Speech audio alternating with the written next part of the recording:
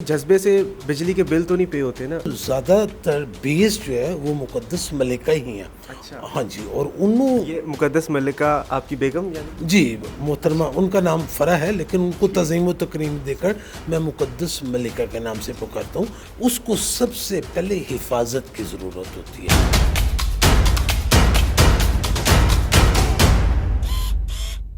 अस्सलाम वालेकुम नाज़रीन, मैं हूँ आपका मेज़बान उस्मान सियालवी। नाज़रीन, इंसानियत की खिदमत करना एक बहुत बड़ा काम है और हमें लगता है कि खिदमत करने के लिए हमें पैसे और वसाइल की ज़रूरत होती है।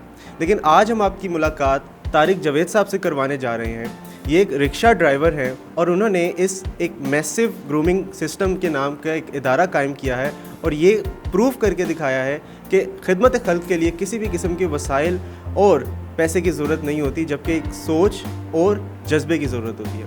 आज हम इनसे गुफ्तगू करेंगे और ये जानने की कोशिश करेंगे कि वो कौन सा ऐसा जज्बा था, वो कौन सी ऐसी सोच थी जिस पर ये मजबूर हुए ये इदारा कायम करने पर और इंसानियत की खिदमत करने पर। अस्सलाम वालेकुम। जी, वालेकुम अस्सलाम। सबसे पहले तो आपके इंतहाई मुअज़्ज़ज़ चैनल है, पहले उसका बहुत शुक्रिया। उसके बाद जनाब मोहतरम आपका बहुत शुक्रिया कि आप लोगों ने टाइम निकाला। बहुत शुक्रिया।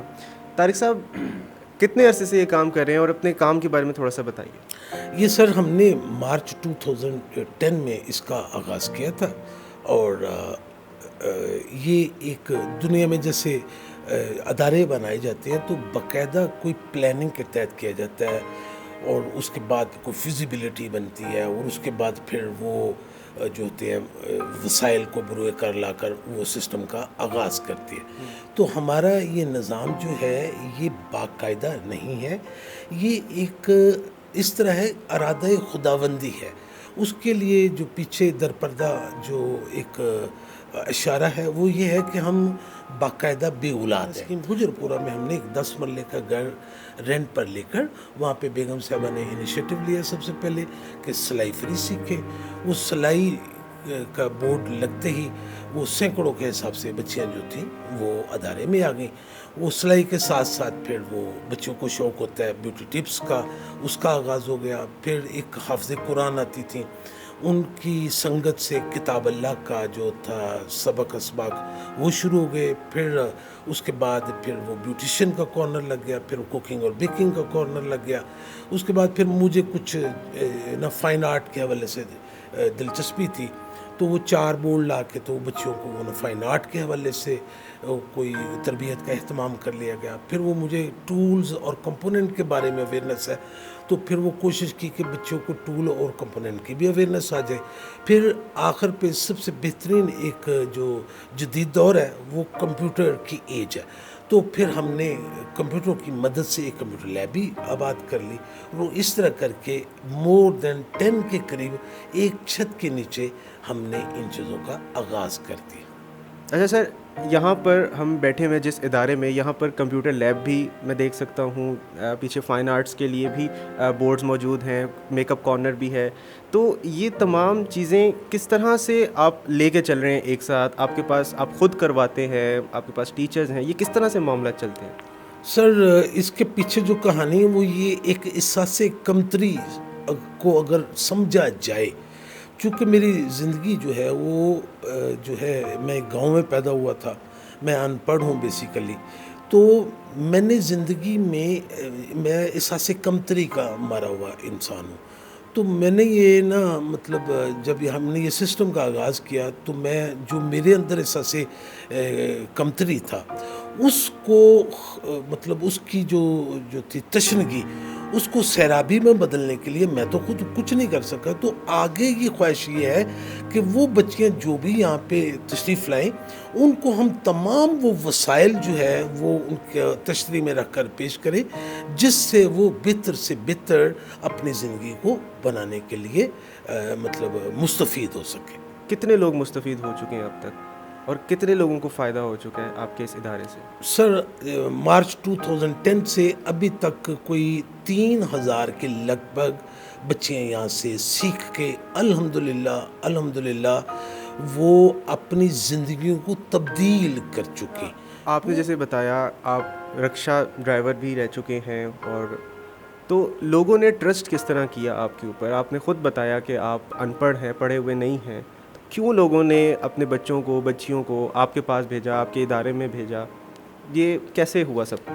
سر اس میں کوئی ایسی چیز نہیں ہے. جب ہم باہر فری کا بورڈ لگاتے ہیں تو دنیا ہمارے پاس آ جاتی ہے, اور جب وہ آتے ہیں تو جب ان کو ہم ایٹیکیٹس اور مینرز اور علم اور ادب اور حکمت اور دانائیوں کے بارے میں بات چیت کرتے ہیں تو وقت گزرنے کے ساتھ ساتھ ان کی دلچسپیاں بڑھ جاتی ہیں. عورت ہو, کوئی لڑکی ہو, اس کو وہ دنیا میں کہیں بھی جائے, کسی گھر میں جائے, کسی مکتب میں جائے, کسی یونیورسٹی میں جائے, اس کو سب سے پہلے حفاظت کی ضرورت ہوتی ہے. تو یہاں پہ الحمدللہ جو بھی بچی آتی ہیں سب سے پہلے انہیں حفاظت انہیں فیل ہوتی ہے کہ ہمیں اپنے گھر ہی کی طرح ایک ماحول ملا ہوا ہے. پھر ان کو ہم عزت دیتے ہیں, عزت اتنی دیتے ہیں کہ ہم ان کو دی آنریبل پرنسز کہہ کر پکارتے ہیں. آڈینس یہ جاننا چاہے گی کہ اس پورے پروسیس کے اندر ریسورسز کہاں سے آتے ہیں؟ پھر بھی کچھ نہ کچھ ریسورسز تو لگتے ہوں گے, جیسے بجلی کا بل آتا ہے, اور جو یہاں پر اساتذہ پڑھاتے ہوں گے ان کا بھی معاوضہ ہوتا ہوگا. تو یہ وسائل کہاں سے جنریٹ ہوتے ہیں؟ جب آپ کے اندر کچھ جذبہ ابھرتا ہے نا کوئی کام کرنے کا, تو وہ پھر وسائل کے ہاتھوں نہیں آپ رک سکتے. میرا ایک کارخانہ تھا تو میں پہلے وہ رن کرتا تھا. پھر مجھے ایک اپرچونٹی مل گئی دبئی جانے کی. دبئی میں کنگ محمد ان کا جو پیلس ہے اس کی باؤنڈری وال ایکسپینڈ ہونی تھی. اس میں ایک راٹ آئرن کی جالی لگی ہوئی تھی جس کو پورے یو اے ای میں کسی نے بھی اس کو جو تھا وہ نہیں کر سکا. وہ طارق جاوید نے جا کے وہ 21 دن کے اندر وہ 1.5 کروڑ روپے کا کام چٹکی کے اندر کر کے ان کے حوالے کر دیا. تو شروع میں وسائل بڑے اچھے تھے, تو وہ جب ذرا وسائل کمزور ہوئے تو میں نے بجائے کسی کو ریکویسٹ کرنے کے میں کیا کرتا تھا کہ شام کو میں رکشہ چلا لیا کرتا تھا. چونکہ بیگم صاحبہ ڈریس ڈیزائنر ہیں, وہ کچھ ڈریس ڈیزائننگ کر لیتی ہیں, اور پھر ہماری جو مدد کرتے ہیں ان کا نام ہے مسٹر زبیر خان صاحب.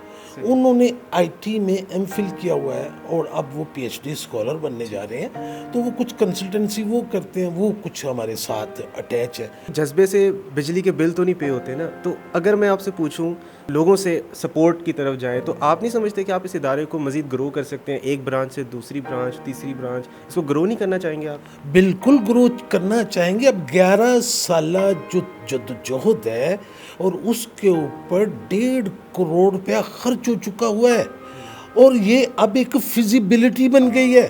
اب پرابلم کیا ہے کہ جو میں فیزیبلٹی جس سے میں ذکر کرتا ہوں اس کو وہ بات سمجھ میں نہیں آتی. اس قوم کو جو اڑن کھٹولے پہ سوار ہے, اڑن کھٹولے کی نہ کوئی سمت ہوتی ہے نہ کوئی منزل ہوتی ہے. ہم کہتے ہیں کہ فیزیبلٹی ہم دیتے ہیں, آئیں اس قوم کو دنیا کی نفیس ترین, دنیا کی عظیم ترین اور دنیا کی جدید ترین قوم بناتے ہیں. 73 سال ہو گئے, اگر آپ اجازت دیں تو میں سیدھی بات کر دیتا ہوں. 73 سال ہو گئے سر, آپ کی قوم کی نہ کوئی سمت ہے نہ کوئی منزل ہے. دنیا کے تمام علوم کا سرچشمہ کتاب اللہ ہے جو حضرت محمد صلی اللہ علیہ وسلم خاتم النبیین دنیا میں نسخہ کیمیا کی شکل میں لکھ کر آئے تھے. تو جب تک وہ حکمران اس نسخہ کیمیا کو استعمال کرتے تھے وہ پوری دنیا پہ رول کرتے تھے. گھر سے کتنی سپورٹ رہی, اہلیہ کی طرف سے, اور کیا کبھی ایسا موقع آیا کہ انہوں نے کہا ہو کہ نہیں جی اب ہمیں بس کرنا چاہیے, اب ہمیں اپنی زندگی بسر کرنی چاہیے؟ نہیں, کبھی بھی نہیں. یہ سارا بیس ہی بیگم صاحب کے اوپر کرتے ہیں نا, تو زیادہ تر بیس جو ہے وہ مقدس ملکہ ہی ہیں. اچھا, ہاں جی. اور انہوں یہ مقدس ملکہ آپ کی بیگم جی محترمہ, ان کا نام فرح ہے لیکن ان کو تعظیم و تکریم دے کر میں مقدس ملکہ کے نام سے پکارتا ہوں. تو ہمارے جذبے سیم ہیں الحمدللہ, بلکہ دن بدن ان جذبوں میں اضافہ ہوتا چلا جا رہا ہے الحمدللہ. جی ناظرین, آپ نے سنا تو ہوگا کہ ہر کامیاب شخص کے پیچھے کوئی نہ کوئی خاتون ضرور ہوتی ہے. جی ہاں ناظرین, ہمارے ساتھ آج ایک ایسی ہی خاتون موجود ہیں جو کہ اہلیہ طارق جاوید صاحب ہیں. ان کا نام فرح ہے, لیکن یہ عام طور سے ان کے اسٹوڈنٹس اور خاص طور پر ان کے ہسبینڈ طارق جاوید صاحب ان کو مقدس ملکہ کے نام سے پکارتے ہیں. السلام علیکم. وعلیکم السلام. اچھا, سب سے پہلے تو یہ بتائیے گا کہ جب آپ نے اس کام کا آغاز کیا تو کہیں کسی موقع پر آپ کو ایسا لگا کہ نہیں ہمیں اب یہ کام چھوڑ دینا چاہیے اور اب ہمیں اپنی زندگی گزارنی چاہیے؟ اس سے بڑی تو خدمت خلق سے بڑی تو عبادت کوئی ہو نہیں سکتی, اور جس کو یہ نشہ ہو جائے تو وہ کبھی میرا خیال یہ چھوڑنے کی سوچ بھی نہیں سکتا. تو الحمدللہ کہ ہم اس میں اتنے خوش ہیں اور مطمئن ہیں کہ ہماری منزل، ہمارا مقصد یہ خدمت خلق کی ہے۔ کبھی کوئی ایسا موقع آیا ہو جہاں پر آپ کو لگا ہو کہ نہیں، اب ہمارے وسائل جو ہیں وہ ختم ہوتے جا رہے ہیں اور اب ہمیں بجائے کہ ہم دوسروں پر خرچ کریں، ہمیں اپنے اوپر خرچ کرنے کی ضرورت ہے؟ کبھی کوئی مشکل وقت آیا ہو، ایسا کوئی واقعہ ہوا ہو؟ اللہ کا کروڑ بار احسان ہے کہ اللہ کی ذات نے اپنی رحمتیں اور برکتیں ہم پہ نازل کی ہیں، کہ کیونکہ ہم اس کی ذات کے لیے کام کر رہے ہیں، تو الحمدللہ کہ ہمارے اوپر اللہ تعالیٰ کی رحمت کا سایہ رہا ہے، اور کبھی بھی ہمیں ایسا فیل نہیں ہوا کہ ہم نے اس راستے کو چھوڑنا ہے یا ہم نے کوئی اور راستہ اختیار کرنا ہے۔ اللہ تعالیٰ کی ذات نے ہمیں ہمارے حوصلے اور ہماری خدمت کو دن بدن بلند کیا ہے۔ آگے سے آگے یہ جذبے ہمارے بڑے ہیں کم ہونے کی بجائے۔ صحیح۔ تو آپ کتنا پڑھی ہوئی ہیں اور آپ اس ادارے کے اندر کیا خدمات انجام دے رہی ہیں، اور طارق جاوید صاحب کے ساتھ کس طرح ملنا ہوا اور کس طرح آپ کے ازدواجی زندگی کا آغاز ہوا؟ ہماری یہ پہلے تو فیملی کے حوالے سے ہماری جوائنٹ یہ سلسلہ بنا، پھر درمیان میں ہمارا لو بھی ہوا، اور اس کے بعد شادی ہوئی ہے۔ تو الحمدللہ ایف اے میری تعلیم تھی، اور جو میں نے ہنر حاصل کیے ہوئے تھے تو ان کو میں نے اپنے یوٹیلائز کیا اور خدمت خلق کے لیے اس کو استعمال کیا۔ ٹھیک ہے، تو آگے کی کیا پلاننگ ہے؟ کس طرح اس ادارے کو آپ گرو کر سکتی ہیں؟ طارق صاحب نے تو کہا ہے کہ ہم چندے کی طرف نہیں جائیں گے اور ہم کسی اور وسائل کی طرف نہیں جائیں گے، ہم اپنے جو ہم وسائل جو ہیں ہمارے پاس انہی میں رہتے ہوئے ہم اس کو، تو آپ کا کوئی ارادہ ہے اس کو گرو کرنے کا؟ کس طرح آپ کیا سوچتی ہیں اس بارے میں؟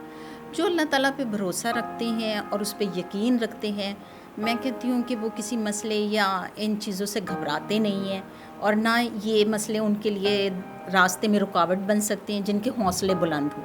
ایک کے گھر کی خدمت کی اور ایک کے دل سے محبت کی، یہ دونوں کام کر کے اس نے ساری عمر عبادت کی۔ جی تو ناظرین، آپ نے طارق جاوید صاحب کو سنا، اور اہلیہ طارق جاوید صاحب محترمہ مقدس ملکہ کو بھی آپ نے سنا، اور ان کے کام کے حوالے سے آپ نے دیکھا کہ کس طرح غریب بچوں اور بچیوں کو یہ مفت میں تعلیم فراہم کر رہے ہیں، اسکل بیسڈ ایجوکیشن دے رہے ہیں، اور بغیر کسی ریسورسز کے اپنے اون پہ یہ لوگ تمام کام کر رہے ہیں، اور ہم دعا گو ہیں کہ ان کا یہ کام اسی طرح جاری اور ساری رہے۔ اب تک کے لیے ناظرین اتنا ہی۔ اپنے میزبان عثمان سیالوی کو دیجیے اجازت، ملتے ہیں ہم اگلے پروگرام میں۔ بہت شکریہ۔